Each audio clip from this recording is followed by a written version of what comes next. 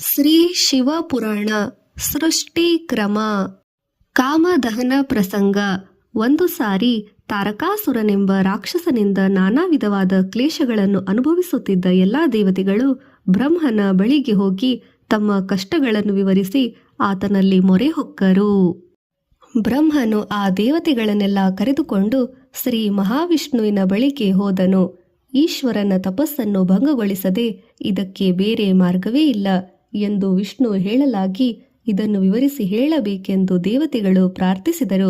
ತಾರಕಾಸುರನನ್ನು ಸಂಹರಿಸಬೇಕೆಂದರೆ ಅದು ಶಿವಾಂಶ ಸಂಭೂತದಿಂದ ಕೂಡಿದ ಶಿವನ ಪುತ್ರನಿಂದ ಮಾತ್ರ ಸಾಧ್ಯ.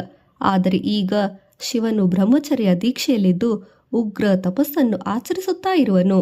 ಆ ಶೂಲಿಯು ಮುಕ್ಕಣ್ಣನು. ಆತನು ಈ ಸಮಾಧಿ ಸ್ಥಿತಿಯಿಂದ ಹೊರಗೆ ಬಂದು ಹೊರದ ಮೇಲೆ ಆತನ ಶರೀರವು ಅಣು ಮಾತ್ರವೂ ಕದಲದು.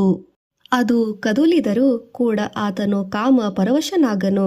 ಅದು ಜರುಗಿದರೆ ಮಾತ್ರ ಶಿವನ ವಿವಾಹ ಪ್ರಯತ್ನವಾಗಿ ವಿವಾಹವಾದಾಗ ಪುತ್ರ ಜನನ ಪ್ರಯತ್ನವು ಸಾಧ್ಯವು.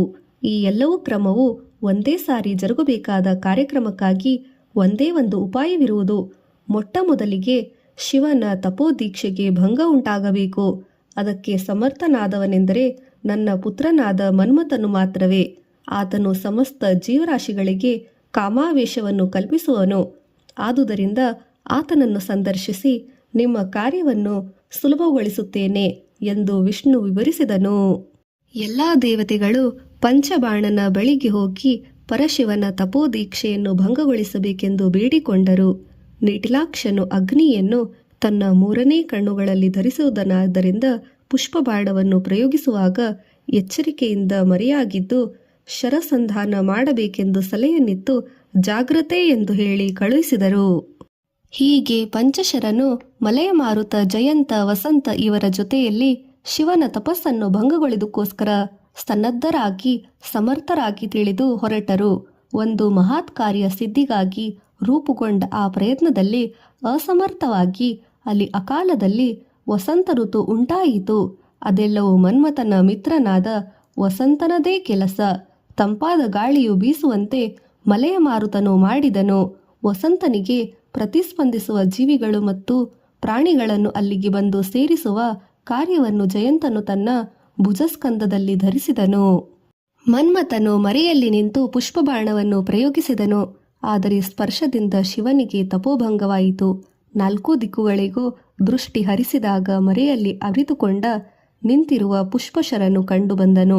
ಆಗ ಶಿವನ ಫಾಲನೇತ್ರವು ಪರಮವೇಗದಲ್ಲಿ ತೆರೆದುಕೊಂಡಿತು.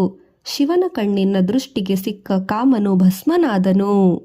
ಇದರ ಬಗ್ಗೆ ಅನುಮಾನವಿದ್ದ ಕಾಮನ ಸತಿ ರತಿದೇವಿಯು ಓಡೋಡಿ ಬಂದು ಶಿವನಿಗೆ ಶರಣಾಗಿ ದುಃಖಿತಳಾಗಿ ಪ್ರಾರ್ಥಿಸಿದಳು. ಶಿವನು ಕರುಣೆಯಿಂದ, ಇಲ್ಲಿಂದ ಮುಂದೆ ನಿನ್ನ ಪತಿಯು ನಿನಗೆ ಮಾತ್ರ ಸಶರೀರವಾಗಿ ದರ್ಶನವನ್ನು ಕೊಡುತ್ತಾನೆ. ಮಿಕ್ಕ ದೇವ, ದಾನವ, ಯಕ್ಷ, ರಾಕ್ಷಸ, ಮಾನವ, ಮುನಿವರೆಣ್ಯರು, ಗಣಗಳು ಹೀಗೆ ಯಾರಿಗಾದರೂ ಸರಿ, ಆತನು ಅನಂಗನು, ಶರೀರವಿಲ್ಲದವನು ಎಂದು ಸ್ವಲ್ಪ ಕಾಲದವರೆಗೆ ಉಪಶಮನ ಮಾಡುವ ರೀತಿಯಲ್ಲಿ ರತಿದೇವಿಗೆ ಅಭಯ ಪ್ರದಾನ ಮಾಡಿದನು. ಇತರರು ಯಾರಿಗೂ ಕಾಣದ ರೀತಿಯಲ್ಲಿ ಅದೃಶ್ಯನಾಗಿ ಮನ್ಮಥನು ತನ್ನ ವಿಧಿ ನಿರ್ವಹಣಾ ಕಾರ್ಯವನ್ನು ಮಾತ್ರ ನಿರ್ವಹಿಸುತ್ತಾ ಇರುತ್ತಾನೆ.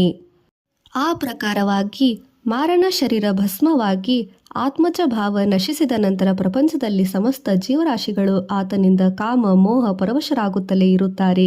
ಯಾವ ಸ್ಥಳದಲ್ಲಿ ಮನ್ಮಥನು ಶಿವನ ಫಾಲನೇತ್ರದಿಂದ ದಗ್ಧಿ ಅಗ್ನಿ ಸ್ಫಟಿತವಾದನೋ, ಬೂದಿಯಾಗಿ ಹೋದನೋ, ಆ ಸ್ಥಳದಲ್ಲಿ ಮಾತ್ರ ಮದನನ ಮಹತ್ತು, ಮಾಯೆ ಇವು ಪರಿಣಾಮಕಾರಿಯಾಗಿ ಕೆಲಸ ಮಾಡಬಾರದು ಎಂದು ಶಿವನು ಆಜ್ಞಾಪಿಸಿದ ಕಾರಣದಿಂದ ಅಲ್ಲಿ ತಪೋನಿರತರಾಗಿದ್ದ ನಾರದರ ವಿಷಯದಲ್ಲಿ ಮನ್ಮಥನ ಪ್ರತಾಪವೇನೋ ನಡೆಯಲಿಲ್ಲ. ಆದುದರಿಂದಲೇ ಮುನೀಂದ್ರನ ತಪೋಭಂಗವಾಗಲಿಲ್ಲ. ಶಿವನ ಆ ರೀತಿಯ ಆಜ್ಞೆಯನ್ನು ತಿಳಿದ ಎಲ್ಲರೂ ವಿಸ್ಮಯಗೊಂಡರು. ಅದೆಲ್ಲ ಶಿವನ ಮಾಯಾನಿಧಿಯಾಗಿತ್ತು. ಇಲ್ಲಿ ರತಿ ಪತಿಗಾಗಲಿ ಅಲ್ಲಿ ಶಚಿ ಪತಿಗಾಗಲಿ ಈ ಶಿವಮಾಯೆಯ ವಿಚಾರ ತಿಳಿಯದು. ಅದೆಲ್ಲ ನಾರದ ಮುನಿಶ್ರೇಷ್ಠರ ಅಸಾಧಾರಣ ತಪೋನಿಷ್ಠೆ ಎಂದು ಭಾವಿಸಿ ಆತನಿಗೆ ನಮಸ್ಕರಿಸಿ ತನ್ನ ಮಿತ್ರವೃಂದ ಸಮೇತನಾಗಿ ಮದನನು ಹಿಂತಿರುಗಿದನು. ಹೇ ಪುರಾಣ ಪುರುಷ, ನನಗೆ ಒಂದು ಧರ್ಮ ಸಂದೇಹವು. ಈ ಮನ್ಮಥನಿಗೆ ಬೇರೆ ಕೆಲಸವೇ ಇಲ್ಲವೇ? ಯಾವಾಗಲೂ ಪುಷ್ಪಬಾಣಗಳನ್ನು ಹೊತ್ತು ತಿರುಗುತ್ತಾ ಅವನು ಯಾರ ಮೇಲೆ ಪ್ರಯೋಗಿಸಬೇಕೆನ್ನುತ್ತಾನೋ ಸಂಚರಿಸುವ ಕೆಲಸವೇ ಆತನಿಗೆ. ಸನಂದನನೆಂಬ ಒಬ್ಬ ಮುನಿವರೆಣ್ಯನು ಕೇಳಿದನು. ಅದಕ್ಕೆ ಸೂತ ಪುರಾಣಿಕರು ಈ ರೀತಿ ಹೇಳಲು ಪ್ರಾರಂಭಿಸಿದರು. ಒಳ್ಳೆಯ ಪ್ರಶ್ನೆ, ನಿಜವೇ. ಆದರೆ ಆತನಿಗೆ ನಿಯುಕ್ತವಾದ ಕೆಲಸವೂ ಅದೇ ಅಲ್ಲವೇ? ಆದುದರಿಂದ ಅದನ್ನೇ ಆಚರಿಸುತ್ತಾ ಇರುವನು. ಮಹರ್ಷಿಗಳೇ, ಆಸಕ್ತಿ ಅಧಿಕವಾಯಿತು. ಮನ್ಮಥನ ಆವಿರ್ಭಾವವನ್ನು ಕುರಿತು ಆತನಿಗೆ ಆ ಪದವಿಯನ್ನು ಕೊಟ್ಟ ರೀತಿಯನ್ನು ಕುರಿತು ಪುನಃ ಪ್ರಶ್ನಿಸಿದರು. ಅವರೆಲ್ಲರೂ ಸಂದೇಹಗಳನ್ನು ಪರಿಹರಿಸಿಕೊಳ್ಳಲು ಸೂತ ಮಹರ್ಷಿಗಳು ಮನ್ಮಥನ ಕಥೆಯನ್ನು ವಿವರಿಸಲು ಉತ್ಸುಕರಾದರು. ಮನ್ಮಥನ ಕತೆ.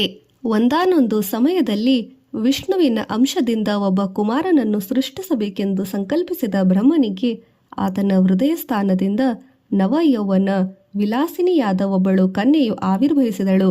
ಆಕೆಯ ಹೆಸರು ಸಂಧ್ಯೆ. ಆ ಸಮಯದಲ್ಲಿ ಬ್ರಹ್ಮನ ಮಾನಸಪುತ್ರರಾದ ದಕ್ಷ, ಮರೀಚಾದಿಗಳು ಅಲ್ಲಿಯೇ ಇದ್ದರು. ಆ ಕನ್ಯೆಯನ್ನು ನೋಡಿ ಎಲ್ಲರೂ ಆಶ್ಚರ್ಯಚಕಿತರಾದಂತೆ ಬ್ರಹ್ಮನ ಹೃದಯ ಕಮಲದಿಂದ ಆಕೆಯು ಸಹೋದರನೆನಿಸುವ ಒಬ್ಬ ನವ ಯುವಕನ ಕೂಡ ಉದ್ಭವಿಸಿದನು.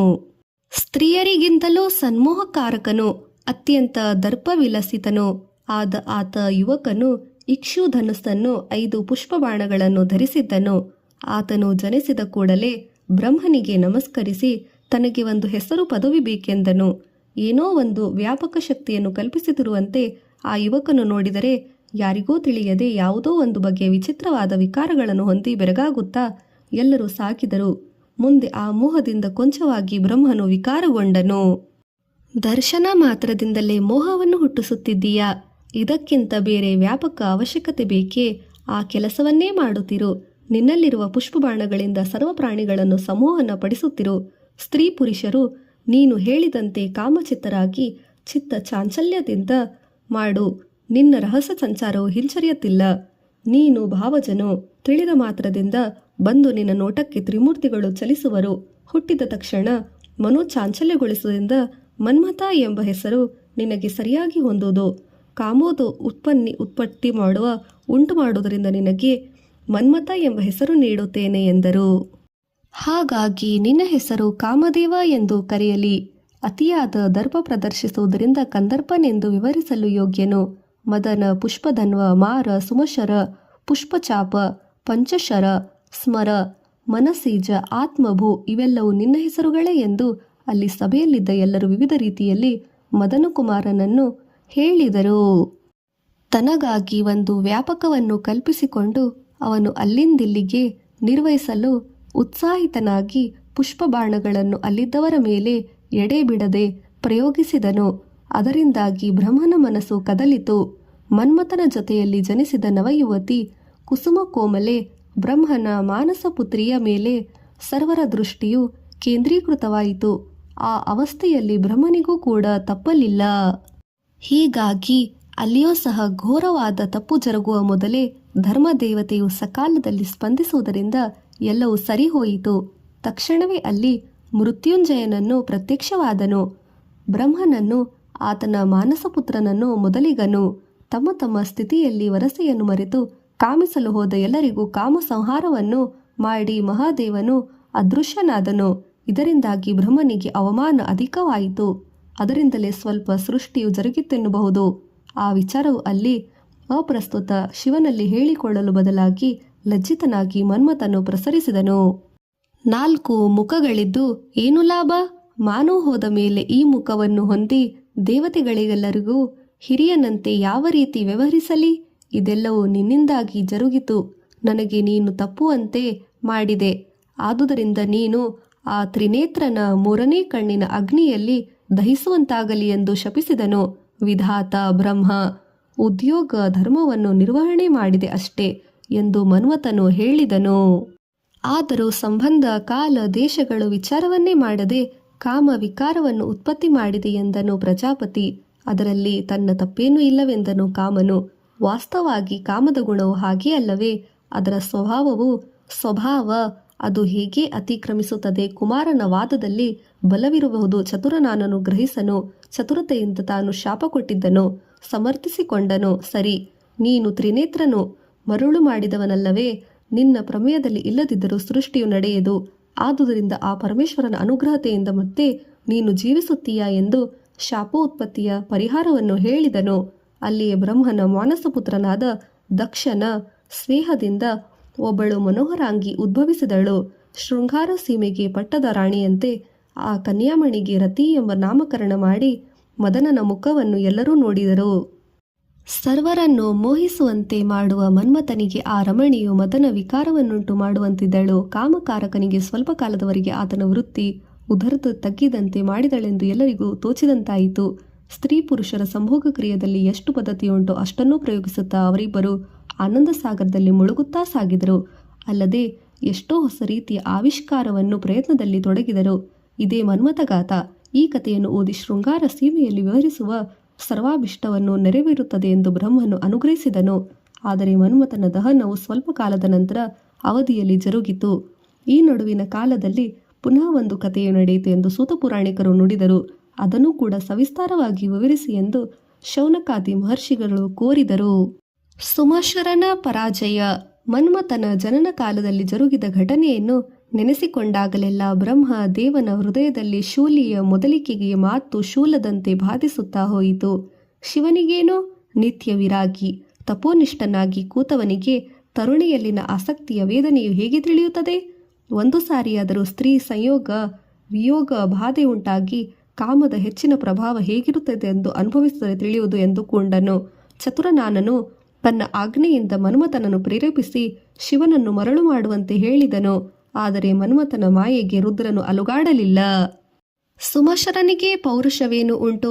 ತನ್ನ ಪುಷ್ಪಬಾಣಗಳಿಂದ ಹೋಗಿ ಯೋಗಿ ಭುಂಗವರೆಲ್ಲ ಭೋಗ ವಿಷಾಸೂಯ ಮಾಯ ಮೋಹಗಳಿಗೆ ಉಂಟು ಮಾಡುವ ಶಕ್ತನು. ಆದರೂ ರುದ್ರನ ದೀಕ್ಷೆಯನ್ನು ಛಿದ್ರ ಮಾಡಲು ತನಗೆ ಪ್ರತ್ಯೇಕ ಅಸ್ತ್ರವನ್ನು ಕರುಣಿಸಲು ಕಂದರ್ಪನನ್ನು ಕಮಲಾಸನನನ್ನು ಕೋರಿದನು.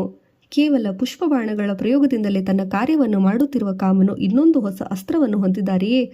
ಸೃಷ್ಟಿಯಲ್ಲಿನ ಸಮಸ್ತ ಕಾರ್ಯವು ಸ್ತಂಭಿಸಿ ಕಾಮ ಕಾರ್ಯ ಒಂದೇ ವಿಜೃಂಭಿಸುವುದು ಎಂದು ದುರಾಲೋಚನೆ ಮಾಡುವ ವಿಧಾತನು ಯೋಚಿಸಿದನು. ಒಂದು ಆಲೋಚನೆಯು ಸುಚ್ಚರಿಸಿ ಆತನ ಮನಸ್ಸಿನಲ್ಲಿ ವಸಂತ ಉದ್ಭವಿಸಿದನು. ಹುಟ್ಟಿದ ತಕ್ಷಣವೇ ತನ್ನ ಸುಗಂಧಭರಿತ ಮಲೆಯ ಮಾರುತದಿಂದ ಅಲ್ಲಿನ ವಾತಾವರಣವನ್ನೆಲ್ಲ ಆಹ್ಲಾದಕರನಾಗಿ ಮಾಡಿದನು. ಮನ್ಮಥನು ಆತನ ಜೊತೆಗೂಡಿಸಿ ಶಿವನ ತಪಸ್ಸನ್ನು ಎಲ್ಲ ಪ್ರಕಾರವಾಗಿ ಭಂಗಗೊಳಿಸಲು ಪ್ರಯೋಜನವಾಗಿ ಆಗುವುದೆಂದು ಒಂದು ನಿಟ್ಟುಸಿರು ಬಿಟ್ಟಾಗ ಆ ಬ್ರಹ್ಮ ಎದುರಿಗೆ ನಿಟ್ಟುಸಿರಿನಿಂದ ಮಾರಯ ಮಾರಯ ಭೇದಯ ಭೇದಯ ಎಂದು ಹೇಳಲು ಕೆಲವು ಗಣಗಳು ಒಂದು ಸಮೂಹವಾಗಿ ಉದ್ಭವಿಸಿದರು. ಆ ಎಲ್ಲರನ್ನು ಮಾರಗಣ ಎಂದು ಹೆಸರಿಸಿ ಮನ್ಮಥನ ಅನುಚರನನ್ನಾಗಿ ಮಾಡಿ ಬ್ರಹ್ಮನು ಪುನಃ ಮಹಾಶಿವನ ಮೇಲೆ ದಂಡಯಾತ್ರೆ ಮಾಡಿದೆಂದು. ಆದರೆ ಅದರ ಫಲವು ಶೂನ್ಯವೇ. ನಾನು ಕ್ರಮ ತಪ್ಪಿ ಕಾಮನ ಪ್ರಸಂಗವನ್ನು ಕೇಳಿದೆಯಲ್ಲ. ನಾರದ ಮಹರ್ಷಿಯು ಶಿವತತ್ವ ಜಿಜ್ಞಾಸಾರನಾಗಿ ಉಗ್ರ ತಪಸ್ಸನ್ನು ಆಚರಿಸುತ್ತಿದ್ದಾಗ ಅಲ್ಲಿ ನಡೆದ ಪ್ರಸಂಗವನ್ನು ಕತೆ ಬದಲಿಸಿದೆ ಎಂದು ಜ್ಞಾಪಿಸಿಕೊಂಡು ಶೌನಕ ಮಹಾಮುನಿಯು, ಮುನಿಶ್ರೇಷ್ಠರೇ, ಇದೆಲ್ಲವೂ ಶಿವ ಸಂಕಲ್ಪಾನುಸಾರ ಜರುಗುತ್ತಿದೆ ಎಂದು ಒಂದು ಕತೆ, ಮತ್ತೊಂದು ಕತೆ, ತದನಂತರ ಮತ್ತೊಂದು ಉಪಕತೆ. ಈ ಪುರಾಣ ಸಮುಚ್ಚಾರವೆಲ್ಲವೂ ಒಂದು ಕಥಾಮಾಲಿಕೆ. ಒಂದು ಅಂಶಕ್ಕೆ ಎಷ್ಟು ಅನುಬಂಧಿತ ಕಥೆಗಳು ಸಂಬಂಧ ಉಂಟೋ ಅವೆಲ್ಲವೂ ಅಮೂಲಾಗ್ರಹವಾಗಿ ತಿಳಿದುಕೊಂಡರೆ ಪುರಾಣ ಸಮಗ್ರತೆಗೆ ದೋಷಾಪರಣೆ ಆಗುತ್ತದೆ ಎಂದು ವಿವರಿಸಿ ಸೂತ ಪುರಾಣಿಕರು ನಾರದರ ತಪಸ್ಸನ್ನು ಕುರಿತು ಪುನಃ ಪ್ರಸ್ತಾಪಿಸತೊಡಗಿದರು.